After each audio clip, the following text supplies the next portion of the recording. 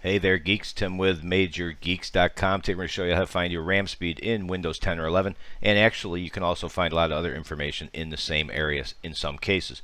For example, one of the best ones would be Task Manager. Let's open Task Manager. Probably an easy way to do it would be to search. You could also press the Windows key plus X and do Task Manager right here. Otherwise, under search, just start typing Task Manager until you see it. And if you don't have, got my caps on. If you don't have search open, just click on the Windows key plus S. So we're here, we're going to click over here to performance, and if you need to, click on memory. Here you can see your memory speed. That's it right here next to the word speed. And as I mentioned before, a nice thing about this is it tells you how many slots you're using, the form factor, how much memory you have, how much you're using, how much is free, how much is paid. It's a good bit of information for Windows users in Task Manager. So let's do the command prompter PowerShell. You can do either one. We're going to highlight, or you can type this in. You can find a link to this video in the description. WMIC space memory chip, one word, space get, space speed. So let's use the Windows key plus X menu again and open PowerShell. If you want to do the command prompt, you can use search and do CMD. It's a little more buried otherwise.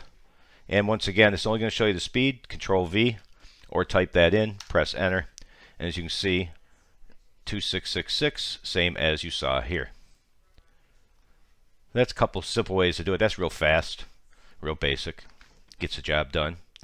Now, last but not least, not a big deal, you can also physically check your memory. Now that depends on whether you want to open your case up. So laptops and all-in-one computers, they can be pretty complicated. I've had to open a couple of those all-in-ones, and boy, I got to go for videos every time. They really lock some of that stuff down.